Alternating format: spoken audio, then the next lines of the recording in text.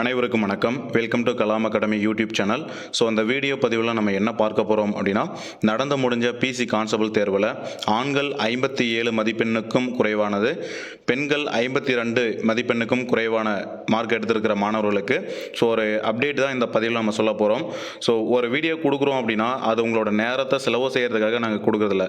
நீங்கள் அடுத்தடுத்து எப்படி மூவ் ஆகணும், ஸோ ஃபிசிக்கல் எப்படி எல்லாமே டீட்டெயிலாக உங்களுக்கு நாங்கள் சொல்கிறோம். அப்படி இருக்கும்போது ஸோ வீடியோவை வந்து ஸ்கிப் பண்ணாமல் பாருங்கள். அப்பொழுது தான் உங்களுக்கு இருக்கக்கூடிய டவுட்ஸ் எல்லாமே கிளியர் ஆகும். ஸோ அடுத்தடுத்து என்ன நடக்கும், அடுத்தடுத்து நம்ம என்ன பண்ணலாம் அப்படிங்கிற ஐடியாவும் உங்களுக்கு நாங்கள் கொடுப்போம். ஸோ வீடியோவை ஸ்கிப் பண்ணாமல் ஃபுல்லாக பாருங்கள். நீங்கள் நம்முடைய சேனலுக்கு புதிய மாணவராக இருந்தீங்க அப்படின்னா கீழே இருக்கக்கூடிய red colour subscribe button click பண்ணி சப்ஸ்கிரைப் பண்ணிவிட்டு கூடவே இருக்கக்கூடிய பெல் ஐக்கனில் ஆல் ஆப்ஷன் கொடுத்துட்டீங்க அப்படின்னா நம்ம அடுத்தடுத்த வீடியோ பதிவு கொடுக்கும்போது உங்களுக்கு உடனுக்குடன் நோட்டிஃபிகேஷன் வந்துடும். ஓகேங்களா? ஸோ 10ஆம் தேதி நடைபெற்ற 2ஆம் நிலை காவலர் தேர்வில் ஆண்கள் 57 மதிப்பெண்ணிற்கு கீழும் பெண்கள் 52 மதிப்பெண்ணிற்கு கீழும் எடுத்த மாணவர்களுக்கு ஸோ அடுத்த இருக்கக்கூடிய டிசிஷன் என்ன, அடுத்து நீங்கள் என்ன பண்ணணும் அப்படிங்கிறத நம்ம தெளிவாக இந்த பதிவில் நம்ம பார்க்க போகிறோம். ஸோ மெயினாக வந்து பார்த்தீங்கன்னா நிறைய பேர் வந்து ஒரு சில மார்க்கை கமெண்ட் பண்ணி நான் இந்த கம்யூனிட்டி எனக்கு வந்து மார்க், அதாவது எனக்கு வந்து ஃபிசிக்கல் செலக்ட் ஆக முடியுமா என்னால் அப்படிங்கிற மாதிரி கேட்டுட்ருக்கீங்க. நம்ம இந்த மேல், அதாவது பசங்களுக்கு வந்து 57 மதிப்பெண் கொடுத்துருக்கேன் என்ன அப்படின்னா அந்த 57 அதாவது 57 58 மதிப்பெண் எடுத்தவங்கள அடுத்த கட்ட ஃபிசிக்கல் உடற்தகுதி தேர்வுக்கு வந்து கண்டிப்பாக செலக்ட் ஆகலாம். ஸோ ஓகேங்களா? இந்த கட் ஆஃப் இருக்கவங்க வந்து ஃபிசிக்கலுக்கு வந்து கூப்பிடலாம். ஆனால் வந்து ஓவராலில் வருமா அப்படிங்கிறது சந்தேகம். ஓகேவா? 60க்கு மேலே இருக்கீங்க அப்படின்னா கண்டிப்பாக வந்து உங்களுக்கு ஃபிசிக்கல், அதாவது ஃபிசிக்கல் வந்து நீங்கள் குவாலிஃபைட் ஆகிட்டு அடுத்த கட்ட இறுதி மதிப்பெண் இருக்குல்ல, ஓவரால் கட் ஆஃப், அதுக்குள்ளே நீங்கள் வருவதற்கு வாய்ப்பு இருக்குது. ஸோ இந்த கட் ஆஃப் இருக்கிறவங்களாம் நான் சொல்கிறத ஃபாலோ பண்ணுங்கள். இல்லை உங்களுக்கு ஏதாவது தெரிஞ்சது அப்படின்னா நீங்கள் அதை ஃபாலோ பண்ணிக்கலாம். பட் நீங்கள் அடுத்து என்ன பண்ணணும் அப்படிங்கிறத நான் ஒரு ஐடியா கொடுக்குறேன். ஓகேவா? ஸோ ஃபீமேலும் அதே தான். ஒரு சிலர் வந்து இந்த மதிப்பெண் 52 மதிப்பெண்ணிற்கு கீழே இருக்கிறவங்க நான் சொல்கிறதையும் கொஞ்சம் ஃபாலோ பண்ணிக்கோங்க. இல்லை உங்களுக்கு ஏதாவது பிளான் இருக்குது, உங்களுக்கு ஏதாவது ஐடியா இருக்குது அப்படின்னாலுமே நீங்கள் ஃபாலோ பண்ணுங்கள். நான் எதுக்காக சொல்கிறேன்னா, யூனிஃபார்ம் சர்வீஸ்க்கு போயே ஆகணும் அப்படின்னு சொல்லிட்டு இருக்கிற ஸ்டூடெண்ட்ஸுக்கு மட்டும் தான் நான் இந்த வீடியோ பதிவை நான் கொடுக்குறேன். ஓகேவா? ஸோ வீடியோ ஸ்கிப் பண்ணாதீங்க. ஸோ நிறைய பேர் வந்து பிஎஸ்டிஎம் நான் வச்சிருக்கேன் சார், எனக்கு கட் ஆஃப் குறையும் இல்லை அப்படிங்கிற மாதிரி கேட்குறீங்க. பிஎஸ்டிஎம் அப்படிங்கிறது பிசியில் வந்து ரோல் பண்ணாது. சரிங்களா? அந்த அளவுக்கு வந்து ரோல் பண்ணாது. ஏன்னா மினிமம் 10th குவாலிஃபிகேஷன் அப்படிங்கிறதுனால 10th வரையும் மேக்ஸிமம் பார்த்தீங்கன்னா தமிழ் வழியில் தான் படிச்சிருப்பாங்க. அதனால் உங்களுக்கு பிஎஸ்டிஎம் அந்த அளவுக்கு ப்ளே பண்ணாது. பிஎஸ்டிஎம்மாக இருந்தாலும் சரி எல்லாமே ஒரே கேட்டகரியில் தான் வருவீங்க. அதே போல் வந்து பார்த்தீங்கன்னா என்சிசி என்எஸ்எஸ்லாம் கேட்குறீங்க. என்சிசி என்எஸ்எஸ்லாம் வந்து பார்த்தீங்கன்னா ஒரு மார்க் 2 மார்க் அந்த மாதிரி இருக்கும். ஓகேவா? ஸோ ஸ்போர்ட்ஸுக்கு வந்து கண்டிப்பாக மினிமம் கட் ஆஃப் தான் இருக்கும். நீங்கள் ஒரு 42 அந்த ரேஞ்செலாம் இருக்கீங்கன்னா ஸ்போர்ட்ஸ் கட் ஆஃப் வந்து இருக்கிறவங்க கண்டிப்பாக ஃபிசிக்கல் வந்து ஸ்டார்ட் பண்ணிவிடுங்க. விடோலாம் வந்து பார்த்தீங்கன்னா நீங்கள் பாஸ் மார்க் அந்த லெவலில், அந்த ஒரு கொஞ்சமாக ஒரு 35 அந்த லெவலில் இருந்தாலுமே நீங்கள் கண்டிப்பாக ஃபிசிக்கலுக்கு வந்து ஸ்டார்ட் பண்ணுங்கள். எக்ஸ்ஆர்மிக்கும் அதே தான். ஸோ வாட் கோட்டா வந்து பார்த்தீங்கன்னா போன இயர் வரலை. ஸோ ஏன்னா இதுக்கு முன்னாடி இப்போ ஒருத்தர் தஞ்சாவூர்லேருந்து கால் பண்ணியிருந்தாரு. ஸோ அவங்க ரிலேட்டடில் வந்து பார்த்தீங்கன்னா டிபார்ட்மெண்ட்டில் தான் ஒர்க் பண்ணுறாங்களாம். ஸோ வாட் கோட்டாவில் வந்து பார்த்தீங்கன்னா நிறைய பேர் அப்ளிகேஷன் போட்டிருக்காங்க. பட் எக்ஸாம் அட்டன் பண்ணுவாங்க அக்யூரேட்டாக பார்த்தீங்கன்னா ஒரு 2100 வந்து பார்த்தீங்கன்னா வாட் கோட்டாவுக்கு வந்து அப்ளை பண்ணி எழுதியிருக்காங்க. ஓகேவா? ரிட்டன் எக்ஸாமுக்கு எழுதுனவங்க. அதே போல் இந்த எக்ஸாம் எழுதுனவங்க வந்து நிறைய பேர் ஃபிசிக்கலுக்கு வந்து வரமாட்டாங்களாம். ஸோ அவங்க சைட்லேயே சொல்கிறாங்களா, ஸோ நான் எக்ஸாம் வந்து சும்மா தான் எழுதி பார்த்தேன். ஸோ ஆனால் நான் வந்து ஃபிசிக்கல் ப்ராக்டிஸ் பண்ண மாட்டேன், நான் வந்து குரூப் 1 குரூப் 2 அந்த இதில் வந்து நான் படிக்கிறேன். ஸோ நான் கிரவுண்டுக்குலாம் வரமாட்டேன்ற மாதிரி சொல்கிறாங்க. அதனால் வந்து வாட் கோட்டா வந்து ரொம்பவே குறைவான மதிப்பெண் தான் வரும். சரிங்களா? ஏன்னா அதே போல் இந்த 57 மதிப்பெல்லாம் நான் எதுக்காக சொல்லியிருக்கேன்னா, விட்டதை வந்து அஃபீஷியலாக வேகன்சி ரிலீஸ் பண்ணது 3359 சம்திங் வேகன்சி வந்து ரிலீஸ் பண்ணியிருக்காங்க. அதில் 10% இடஒதுக்கீடு வந்து வாட் கோட்டாவுக்கு போயிடுது. ஏன்னா போன இயர் வந்து 58 மார்க் வந்து ரிட்டன் கட் ஆஃபே வச்சுருந்தாங்க. அது 3500 சில்லற வேகன்சி.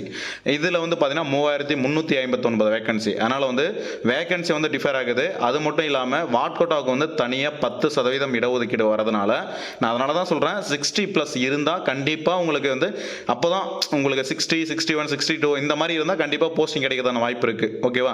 அதை ஃபாலோ பண்ணிக்கோங்க.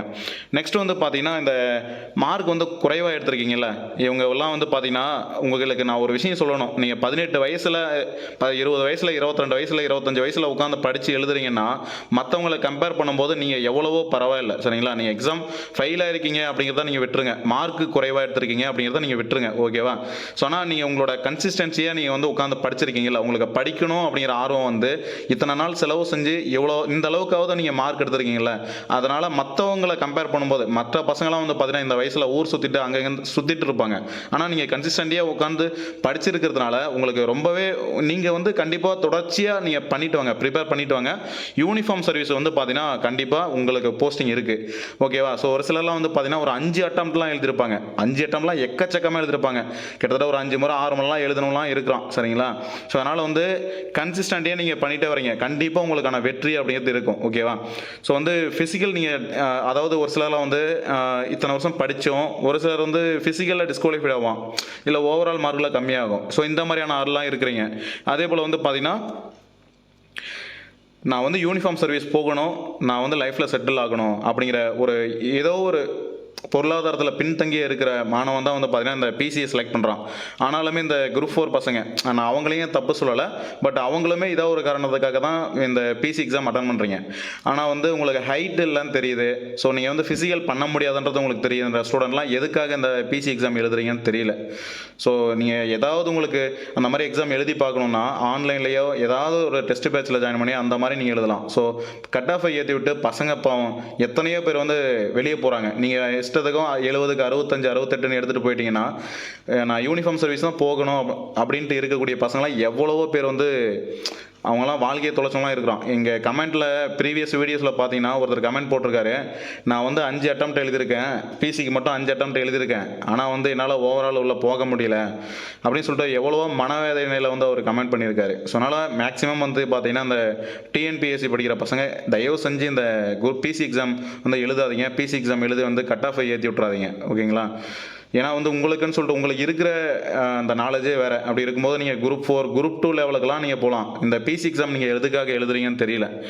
புரியுதுங்களா? ஸோ அதனால் வந்து நிறைய பசங்க வந்து இந்த 6வதுலேருந்து 10வது வரையும் புக்கை படிச்சுட்டு சைக்காலஜி போட்டு பார்த்துட்டு ஒரு சிலருக்குலாம் சயின்ஸில் ஃபிசிக்ஸ் கெமிஸ்ட்ரியெல்லாம் வரவே வராது. பயாலஜிலாம் வந்து பார்த்திங்கன்னா ஒரு சில அந்த இருசோர் பெயர்லாம் இருக்குல்ல, அதெல்லாம் ஒரு சிலருக்குலாம் ஞாபகமே வச்சுக்க முடியாது. அந்த மாதிரியான பசங்க தான் இந்த எக்ஸாமே எழுதுகிறாங்க. ஸோ இப்போ அவங்க வந்து யூனிஃபார்ம் சர்வீஸ் போயே ஆகணும் அப்படிங்கிற டைப்பில் வந்து உட்காந்து எழுதிட்டு இருக்காங்க. நீங்கள் கட் ஆஃப் சாதாரணமாக வந்து எக்ஸாம் அட்டன் பண்ணி கட் ஆஃப் ஏற்றி விட்டுரு போகிறீங்க. அதனால் எத்தனை பேரோட வாழ்க்கை வீணாகுது தெரியுங்களா? ஸோ ஓகே, அதை விட்டுருங்க. ஸோ வந்து அதான் கண்டினியூவாக வந்து படிக்கிற பசங்களுக்கு நான் ஒரே ஒரு விஷயம் சொல்லிக்கிறேன். திருவள்ளுவர் வந்து ஒரு குறள் சொல்லியிருக்காருல்ல, தெய்வத்தான் ஆகாதினும் முயற்சி தன் மெய்வரத்து கூலி தரும் சொல்லியிருப்பார். அதாவது நீங்கள் எவ்வளவு முயற்சி செஞ்சாலே உங்களோட முயற்சியால் கடவுளாலேயே உங்களோட வெற்றியை கொடுக்க முடியல அப்படின்னாலும் உங்களோட உடல் வருத்தத்தின் மூலமாகவே இந்த பிரபஞ்சம் வந்து உங்களுக்கான வெற்றியை கண்டிப்பாக கொடுக்கும். ஸோ கன்சிஸ்டன்சியாக ப்ரிப்பேர் பண்ணுங்கள். யூனிஃபார்ம் சர்வீஸ் தான் நான் போயே ஆகுவேன் அப்படிங்கிற இருக்கக்கூடிய பசங்க கண்டிப்பாக வந்து அடுத்தடுத்து படிச்சுட்டு வாங்க. நான் நெக்ஸ்ட்டு சொல்கிறேன். ஏன்னா இந்த 57 52 ஃபீமேல் மதிப்பெண்லாம் இந்த குறைவாக எடுத்துருக்கிற மதிப்பெண் வச்சுருக்கிற பசங்களாம் வந்து பார்த்தீங்கன்னா யூனிஃபார்ம் அடுத்தடுத்த யூனிஃபார்ம் சர்வீஸ் கண்டிப்பாக வருது. இப்போ வந்து கரண்ட்டாக போயிட்டுருக்கு எஸ்எஸ்சி ஜிடிக்கு வந்து ஆன்லைன் அப்ளிகேஷன் வந்து போயிட்டுருக்கு. தயவு செஞ்சு இந்த பிசி எக்ஸாம் எழுதின பசங்களாம் அதுக்குமே எலிஜிபிளாக தான் இருப்பீங்க. ஸோ ஏஜ் லிமிட்லாம் நிறைய பேர் கேட்டுட்ருக்கீங்க எஸ்எஸ்சி ஜிடிக்கு. எஸ்எஸ்சி ஜிடியோட நோட்டிஃபிகேஷன் எக்ஸ்பிளைன் பண்ணி உங்களுக்கு அந்த எக்ஸாமோட எல்லா ஒரு கிளியர் கட்டாக உங்களுக்கு எல்லாமே எக்ஸ்பிளைன் பண்ணி கொடுக்குறேன். சரிங்களா? எஸ்எஸ்சி ஜிடினா இதுதான் ப்ராசஸ், இப்படி தான் இருக்கும் எக்ஸாம். ஸோ இவ்வளோ மார்க் எடுத்தால் நீங்கள் பாஸ் பண்ணலாம். இந்தந்த ஃபோர்ஸ் வந்து இந்தந்த டைப்பில் இருக்கும். உங்களுக்கு சேஃபான ஃபோர்ஸ் எது எல்லாமே டீட்டெயிலாக அடுத்தடுத்த பதிவில் நான் கண்டிப்பாக கொடுக்குறேன். ஸோ அதனையும் நீங்கள் ஃபாலோ பண்ணலாம். இங்கே தமிழ்நாடு போலீஸில் வந்து நீங்கள் 20,000 சம்பளம் வாங்குறீங்க அப்படின்னா நீங்கள் அங்கே first month duty join training முடிச்சுட்டு டியூட்டி ஜாயின் பண்ணும்போதே உங்களுக்கு 40,000லேருந்து 45,000 வரையும் சம்பளம் இருக்கும். நான் சம்பளத்துக்காக சொல்லலை, அதுவுமே ஒரு யூனிஃபார்ம் சர்வீஸ் அப்படிங்கிறதுனால அதையுமே நீங்கள் வந்து ஃபோக்கஸ் பண்ணலாம். ஓகேவா? ஸோ நான் அடுத்தடுத்த வீதியில் சொல்கிறேன். அதே போல் எஸ்எஸ்சி ஜிடி இருக்குது, திரும்ப எஸ்ஐ எக்ஸாம் வரப்போகுது. ஸோ அதே போல் வந்து ஃபாரஸ்ட் எக்ஸாம் வருதுப்பா. கண்டிப்பாக ஃபாரஸ்ட் எக்ஸாமுக்கு வந்து நோட்டிஃபிகேஷன் வரும். இதுக்கு முன்னாடியே வந்து ஆர்டிஐ மூலிமா கேட்டதில் 1161 வேகன்சி இருக்குன்னு சொல்லியிருந்தாங்கல்ல.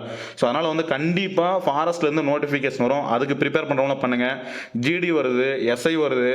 ஸோ இந்த மாதிரியான யூனிஃபார்ம் சர்வீஸ்லாம் இருக்குது. பிசி முடிச்ச பசங்களுக்கு கண்டிப்பாக அடுத்தடுத்து ப்ரிப்பேர் பண்ணுங்கள். நெக்ஸ்ட் இயருமே வந்து பார்த்தீங்கன்னா 24ல் நான் சொல்லியிருக்கேன். ஆனால் ஒரு சிலர் வந்து நம்பலை. 10,000 வேகன்சி நியர் 10,000 வேகன்சி வருதுன்னு சொல்லியிருந்தேன்.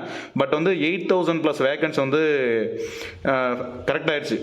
ஓகே ஆயிடுச்சு. 8,000+ வேகன்சி கண்டிப்பாக வரும் நெக்ஸ்ட் இயர். ஓகே, உங்களுக்கு யூஎஸ்ஆர்பி எக்ஸாம் சம்மந்தப்பட்டது ஏதாவது டவுட்ஸ் இருந்ததுன்னா கமெண்ட் பண்ணுங்கள். கண்டிப்பாக உங்களுக்கு நாங்கள் ரிப்ளை பண்ணுறோம். நன்றி.